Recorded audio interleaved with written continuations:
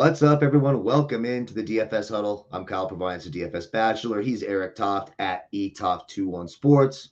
And we're going to go over the FanDuel and DraftKings Sunday main slate.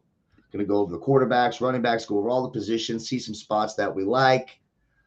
We hope you appreciate that. First things first, thank you for joining the show. We appreciate you guys. Please, if you haven't done so, like the video, subscribe to the channel wherever you're watching it. We really appreciate that. Give us a follow over on Twitter at DFS Bachelor at eToft21. And if you wish to have, look, I'm going to have my MMA for the UFC. Note just tomorrow, have my UFC DFS up, some NASCAR for tomorrow, Saturday night NASCAR race. Of course, all of our lineups, our best bets. Eric, I can barely even look at because he's flying close to the sun. Absolutely fucking smashed Thursday night football.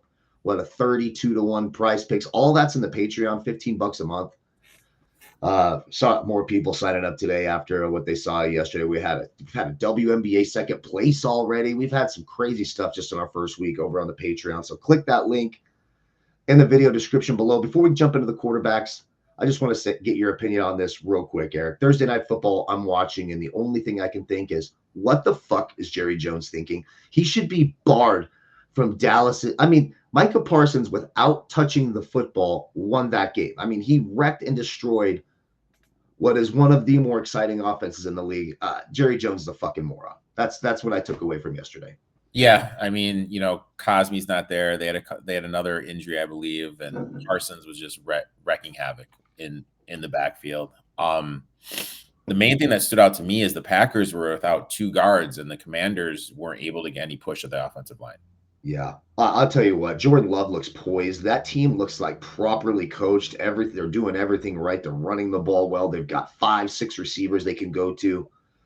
Jordan Love plays like that and doesn't turn it over. And he looks like the game's moving slow for him. Green Bay is going to be a problem because that defense, that cover two shell they play with, the kind of speed they have, makes it really difficult for teams to go downfield and take advantage. But the game plan for Washington, you didn't see the zone beaters, and everyone knows that Green Bay plays more zone. We talked about it here on the show. Plays more zone than any team in the league.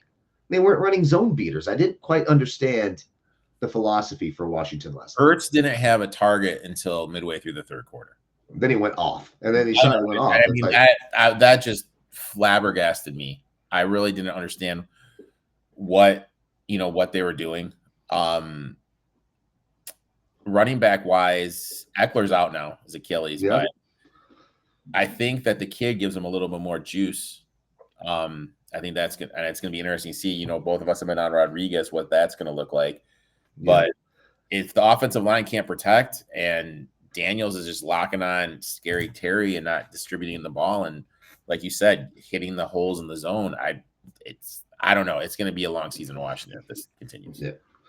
Agreed. Let's jump into the quarterbacks here. I want to say something for those of you following along with the stats on the screen. If the player played in a primetime game last week, so Thursday, Friday night, Sunday night, or Monday night, for whatever reason, my stats have not come in correctly here. The rankings and stuff are, but for those primetime players, the numbers you'll see on the screen, don't look at those particular stats last 3 games. Those are wrong. I don't know why it's fucking happening. I'm working on it. Okay. But I just want to let everyone know, don't get fooled. Josh Allen did not have 5 fantasy points last week. I think we all know that. So I just want to just sort of reference that before we get on. Eric, let's talk quarterbacks here. You do a lot of 50-50s, etc. I like tournaments. I've got my eye on a few quarterbacks who I think are in a good spot this week. Who are you looking at quarterbacks? Okay. Quarterback wise, obviously the top 2, Jackson and Allen, goes without saying. Allen had the most red zone carries last week out of anyone in the NFL. I think that we're going to see a bounce back spot. Jackson averages 20 fantasy points per game in the Browns in 13 games. So obviously those 2 are the main. If you want to play down, hear me out, man. Hear me out. Mac Jones.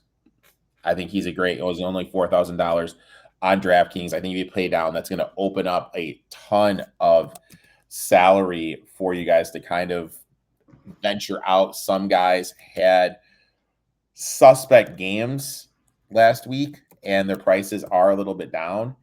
And the one where I'm going to eat crow Last 2 games against New England, Tua has thrown for over 300 yards and 7 combined TDs. He has 59 DraftKings points in his last 2 games against the New England Patriots. I mean, like at home after an abysmal week 1, they had a players-only meeting. Tyreek Hill on the hot seat again, beating women, of course. I mean, this is what that guy does. That guy is just a complete dipshit. But yeah, 59 points in his last 2 against and then the stat of the trend, he's 20-5 in the 1 p.m. window, straight up down in Miami. Because I like the Tua look. 5-3 DraftKings. He's in the same price range as Drake May, Daniel Jones, Caleb Williams, Aaron Rodgers, who of course I do think is live, but I like that Tua look. That's an interesting, especially for tournaments upside. My goodness. And he's going to be low owned. I have him projected right now 3% ownership. So, and again, we'll have to see as the first. So I mean, like right now, like, and the thing with the Jets is I feel like you need, with how bad Buffalo's defense was, you got to get one of the main 3 Jets, have it be Fields, Wilson, or Hall.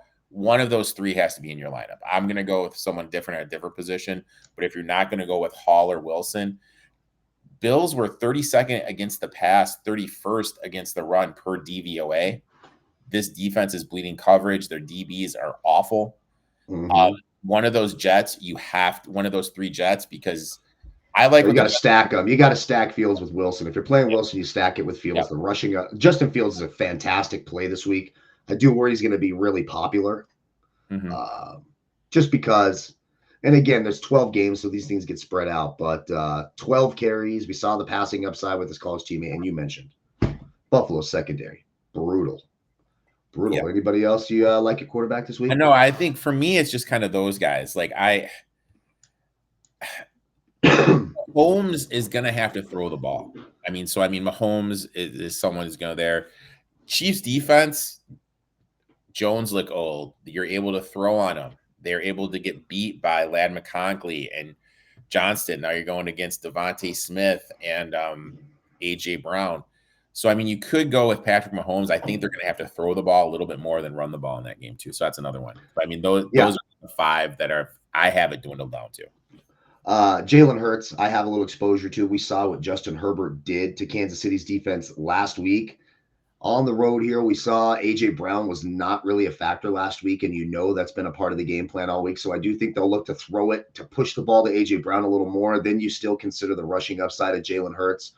2 rushing touchdowns week 1. I think you can certainly consider him. And Mahomes, of course. Joe Burrow, by the way, his ownership should come down. He let everyone down last week. Now you're getting Jacksonville.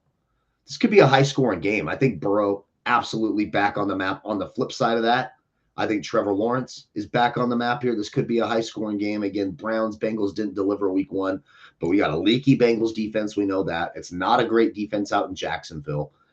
Burrow and Lawrence, I think, could both be interesting. Aaron Rodgers, I think him to Metcalf in a little revenge spot against Seattle. We saw their live last week. Seattle, that defense, it was so-so. They lost to the Niners. Christian McCaffrey had a great game. Brock Purdy got hurt. You mentioned McCorkle Jones. Mac Jones is not a terrible backup. So I don't hate that look if you want to get a little bit different or save up in 50-50 games. I think Mac Jones is more of a tournament type player. You know what I mean? If you're going to I would use him because I think he's got a decent floor here. He's not. This isn't some like newbie who doesn't know how to play. You saw his numbers with Jacksonville last year, high, especially Brian Thomas Jr., etc. Yeah. If you want to pay down at $4,000 at quarterback for Mac Jones, so you can pay up and have 2 high-priced running backs in a 50-50, because I think Mac Jones is going to give you a floor of 13 to 15 points, which is fine in a 50-50 cash game. So I don't think he's got the huge upside. I don't see him getting 30. But I can see the floor. So for me, just if I was doing 50-50, I'll save down there at quarterback and pay up at running back and receiver if that's what I feel like I need to do. And we need to remember, this is the guy Shanahan wanted instead of Trey Lance. This is the guy that Shanahan wanted at that, 2 or 3 draft pick all those years ago? Number three, of course. And they drafted Lance and now Jones is there. Maybe Jones is going to look like a savant in this Shanahan offense.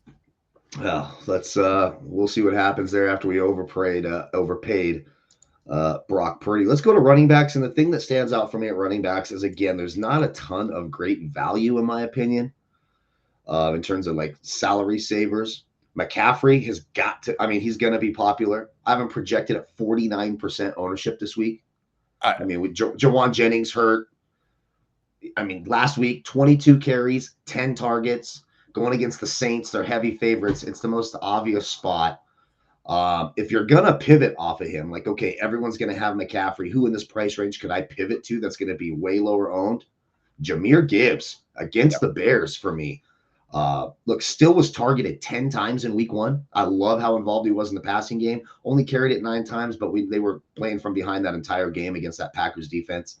This Bears defense, very susceptible. We saw Aaron Jones catch a deep touchdown last week. We saw Jordan Mason have success. I like Jahmyr Gibbs here as a tournament pivot. I'm going to have McCaffrey, of course, and especially if I'm doing like some early window only, late window only. But I think Gibbs is a good pivot here. And just a couple other guys in the middle of the pack. Breece Hall, you mentioned, the Bills allowed a ton of fantasy points last week to the opposing running back position. He's 6'2 DraftKings, 7'3 FanDuel, 19 carries, 4 targets. I think he's certainly in play.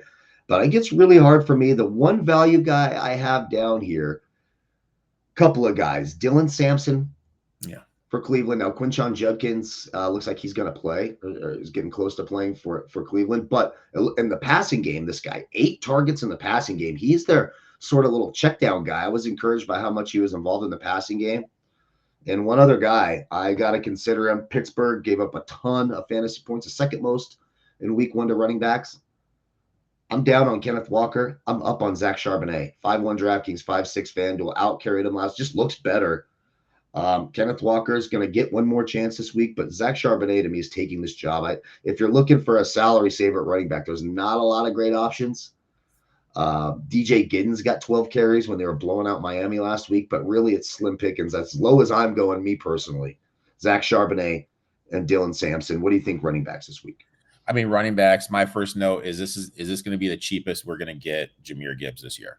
I mean, that's, when I'm looking at it, the Bears are 22nd DVOA against the run, gave up 24.2 DK points to the Vikings backfield. You mentioned CMC. He had the most red zone carries and most red zone targets in the league. Jonathan Taylor, this was the game last year. I don't know if you remember it. They were winning that game, double digits. He was about ready to score. He dropped the ball at the 1. Oh, yeah. That's right. Yeah. Still had 15 yards. What was it?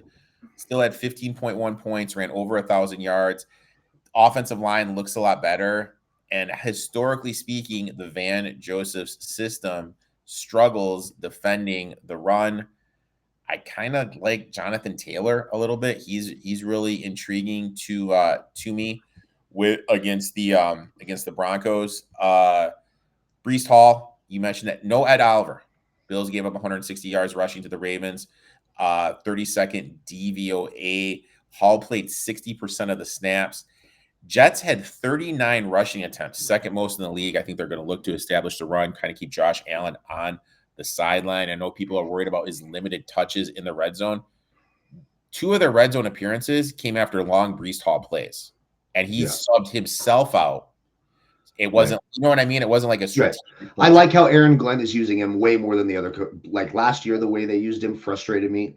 This was encouraging week 1. I want to bring up 2 other running backs that I think are in really good spots that play a high percentage of snaps. James Conner, 6'6 DraftKings, 7'7 FanDuel. In his last 2 games against Carolina, 30 and 11, 41 DraftKings points in his last 2 starts. He played 65% of the offensive snaps with a 37% touch rate. And one other guy against a team who they're heavily favored against, who got torched last week as well by running backs, playing 82% of the offensive snaps, 41% touch rate. Kyren Williams, 6'3 DraftKings, 8K FanDuel. Rams should feel comfortable running the ball. They're favored. It's against the Titans, who are expected to be lowered. Now, they showed promise last week against Denver, certainly. But I think those 2 running backs should also be in a pretty good spot. I got week. 2 more, too. Okay. I like Travis Etienne, coming off a big game. Sure. Traded Tank Bigsby away. Travis Etienne. Bigsby away. He's going to be the Bucky Irving in this offense for now until that rookie. And look, I still think you got to take a swing on Kenneth Walker. I think Charbonnet is going to be a little bit older. More owned. Oh, I know he only played 40% of the snaps, but he is coming back from an injury.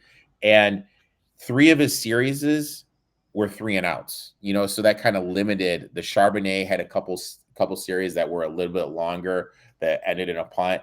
Walker had 3 series that were his that ended in 3 and outs. So Steelers gave up 134 on the ground to the Jets, 28th DVOA against the run. It's going to be one of the two. Let me ask you this.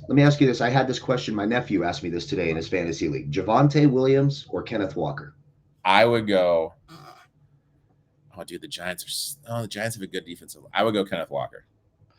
I mean, that's how you just did it is how I thought it. And I'm like, I don't know, dude. I don't like Kenneth Walker at all. I think he's garbage. I really do. I think he's absolutely terrible. But, and I feel the same way about Javonte Williams. So I don't know. Man. I think they both suck really, really bad. That's just my overall view of it. Let's go to the wide receiver position. Obviously, this is a big category. There's a lot of options.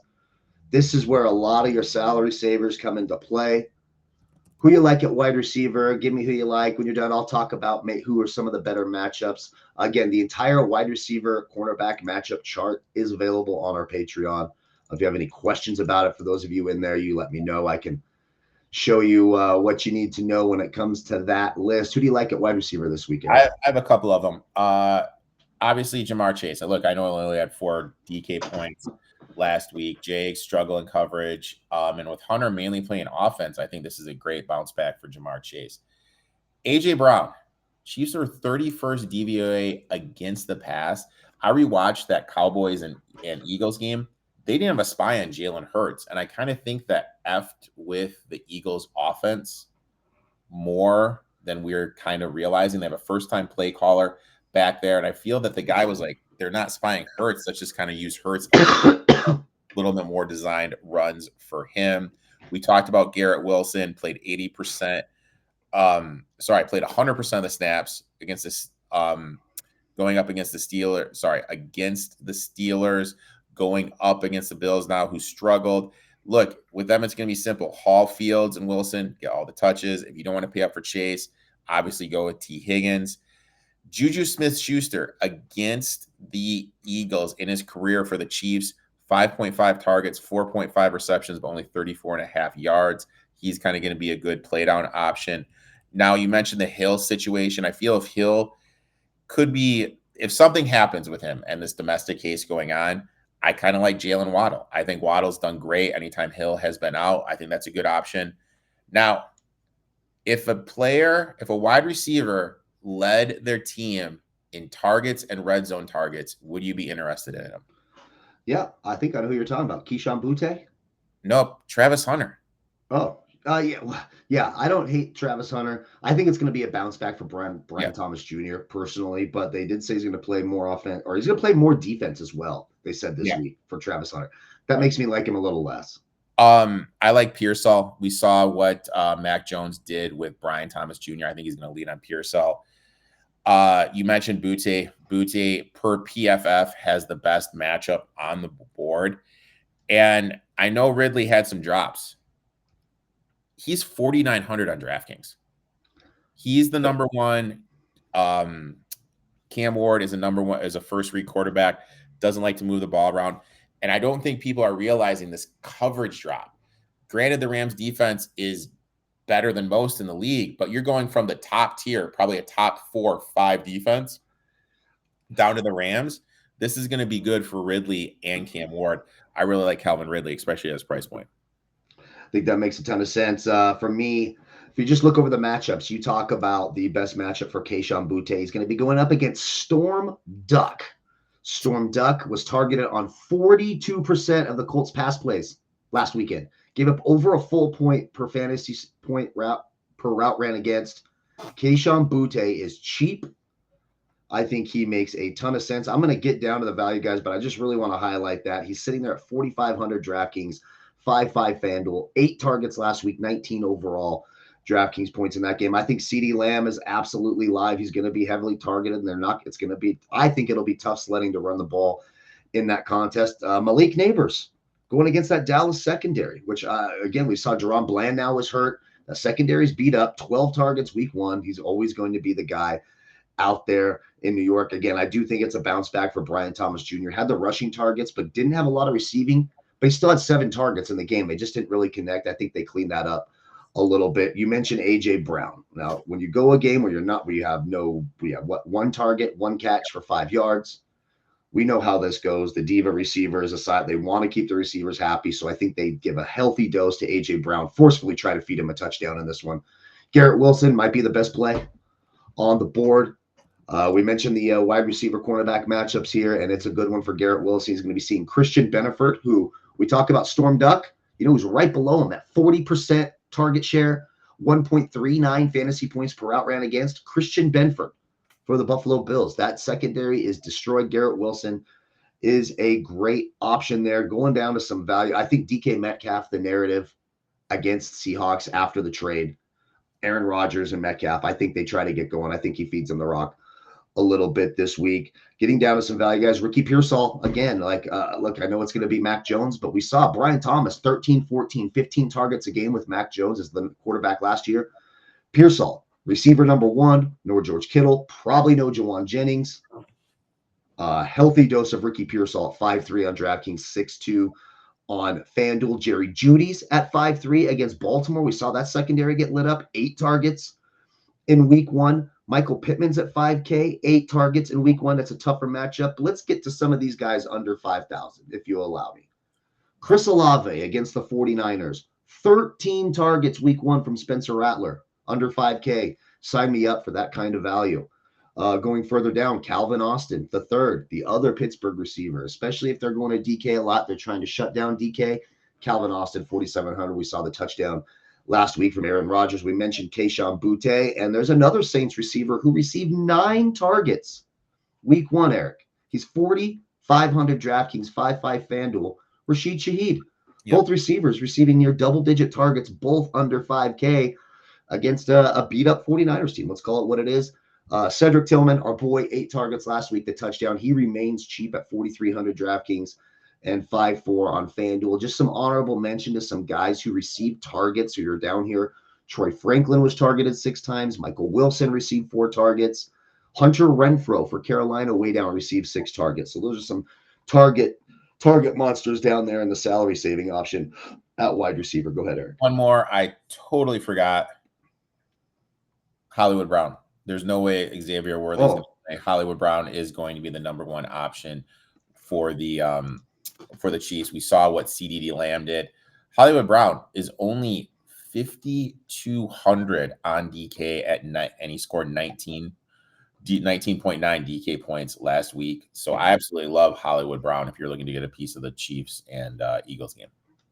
There we go. I love that as well. Let's move again. Whole wide receiver cornerback matchups. I think we got top stacks out there already. The top 5 stacks going in for DFS. All that's on the Patreon. Click that link in the video description below. It's $15 a month, 50 cents a day. And we put a lot of shit in there. There's a lot of stuff in there. MMA and NASCAR will be up tonight once I get my shit together. I'm tired, man. I'm feeling the burnout mode. Baseball. I've been struggling today. Today's been a struggle for me. All right, let's move to the tight end position.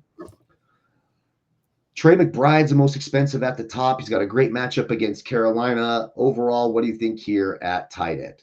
I'm looking to pay down this week. I think the 2 options that really stick out to me is Fannin from the Browns. 9 targets, 7 receptions, 63 yards. Even actually had a rushing attempt in that game, scoring 13.6 points. And then also Jake Tonges. Jake Tonges, my Niners guy. You're taking my boy. Niners. Game-winning touchdown. Look, he had a touchdown, 3 for 15. He's going to be the receiving tight end. So I think with Mac Jones, who did lean on the tight end, when he did play with Jacksonville last year, him coming off scoring 10 points, I think that's a good thing. If you're looking to pay down, looking to be cheap at the tight end position. Let me give you just a couple more. I love all of those looks. Brenton Strange, our guy from last week, 4 catches, 60 yards, 10 DraftKings points. I like him again this week against a Bengals team who got beat up by Harold Fannin and Njoku last week. Last year, they allowed the most fantasy points in the league to opposing tight ends. They are historically bad against tight ends. Give me Brenton Strange, 3-6 DraftKings, 5-1 FanDuel. And right below him, I know I'm talking about these Saints targets, but look at the Rashid Shaheed, 9 targets, Chris Olave, 13 targets, and Jawan Johnson, 11 targets, 16 fantasy points in week 1, 3-6 DraftKings, 5K FanDuel. I think those guys are excellent values this week at the tight end position. Was there any other guys that got a lot of targets? Not that I'm seeing there. Let's move to defenses, and we'll get you guys out of here on week 2 DFS main slate. Who do you like at defense this week? I mean, defense, looking at it, I mean, those top options, I'm really not looking to pay up for anyone on those top options. I'm kind of shocked at how big of a price the Bills are on DraftKings at 3,300.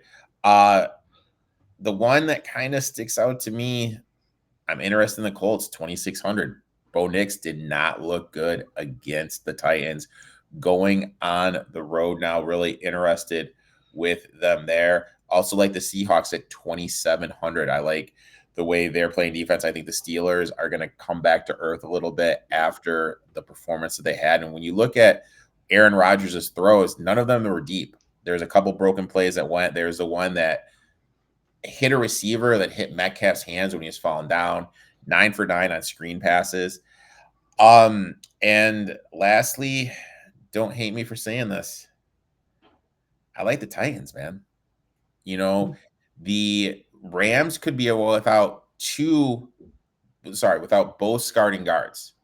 And Stafford, and I know I've watched way too much Matt Stafford from his Detroit days, really struggles with internal pressure. So if those 2 guards are out, Titans at 2,400, I think that's a great look. Titans, when you look at how they did against the Broncos, they didn't give up many yards. I think they only gave up like 9 first downs in the game. So Titans defense at 2,400, I'm interested in. Yeah, they're certainly a surprise last week.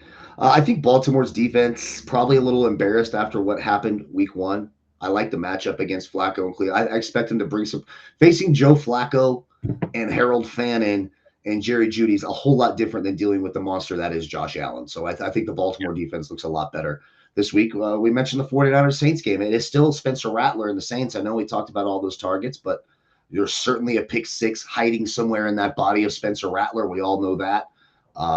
Heavy favorites in a low total game at 40. I think the 49ers defense is live. The other side of that Colts-Broncos game, the Broncos defense, they still scored 14 last week, even though they're a little underwhelming. You've got Daniel Jones and the Colts feeling themselves. What a great week 1. Do you remember who used to lead the league routinely in turnovers year after year after year after year with the Giants? That was Mr. Daniel Jones. Mr. Danny Dimes. So I think some people will be a little bit lower on Denver going, oh, maybe the Colts are good. Give me a little dose of reality here. Daniel Jones, a turnover machine. I'm going to have the Broncos again. I like them quite a bit. The Rams defense looked good against Houston last week against an offense that I think is better than this Titans. So I like the Rams at 3,100 on DraftKings. The Steelers, I think, are better than what they showed last week as well. Another defense that I think will be embarrassed. The Seahawks offense, that didn't look sharp to me. Cooper Kupp looks done. The 49ers defense, I don't think is as talented right now. I know they're not. As a Steelers defense at 3,100, I could see a bounce back for the Steelers. And then once, if you want to get crazy, super low owned, way down the board, what about the Saints going against McCorkle Jones? It's McCorkle. You got McCorkle out here. He's going to be like a U.S. House of Representatives from Tennessee, or he's going to be a used car salesman when he's done. Old McCorkle here. There could certainly be some upside there. The Saints, again, were not horrible against Kyler Murray and the Cardinals last week. They scored 8 fantasy points. Mac Jones making his first start for the 49ers. We could see some fireworks there. That's it. That's every position. Before we go on our way out, just like overall, some of your favorite plays, couple guys you're really looking to get behind this week. I'm really looking behind those superstar players looking to make a bounce back. Jahmyr Gibbs, AJ Brown, Jamar Chase. Those guys that are taken on top of your fantasy drafts. We all know they are some of the best players in the league. Due to matchups, due to what game flow, they just didn't get involved. I think those guys look to bounce back. Juwan Johnson, and great call by you, has a huge connection with Rattler. When you look at what he's done when Rattler started, I mean, that's another great option at 3,600. My question to you real quick is, if I look to stack that game and go with like Mac Jones and Pearsall and then Juwan Johnson, like what other Saints player would I use if I think that it's going to blow out, so to speak, that game? Like Chris Olave, 13 targets, under 5K. You could pick him or Rashid Shaheed. You could take your pick. They're both cheap, and they're both Shaheed 9 targets week 1, Olave 13 targets week 1. I think Olave is probably the big boomer bust. The big plays will probably come from Shaheed right down the field, big, deep threat. Olave is going to get a ton of targets, 13 in week 1. Some players I'm looking at, you mentioned Jahmyr Gibbs. I think he's a great tournament pivot and a great bounce back upside for the Lions. Kayshon Boutte, give me that value at wide receiver down there. I love that value, and I love that matchup against Storm Duck. Running tight end wise, I'm going to be looking at, you mentioned it, Juwan Johnson, and I think Garrett Wilson, Justin Fields combo against Buffalo. That's going to be a lot of fun. Bring the comeback the other way if you want to go Keon Coleman or some Khalil Shakir the other way. I think there's going to be points in that contest as well. Again, if you want all of the lineups we're putting, I do optimizers using this here and generate hundreds of lineups and show what the top projected lineups are. We share all of that, our thoughts, our stacks, our best bets. MMA DFS tonight, NASCAR DFS for tomorrow. All that stuff is at our Patreon. Click that link in the video description below. $15 a month. Follow us on Twitter at etop21 at DFS Bachelor. Thank you so much for watching. Like, subscribe, all that good stuff. We'll be back with a Monday Night Football video sometime this weekend. We've got a 2-game doubleheader on Monday. For myself and Eric, have a great weekend. And of course, good luck on all your future wagers.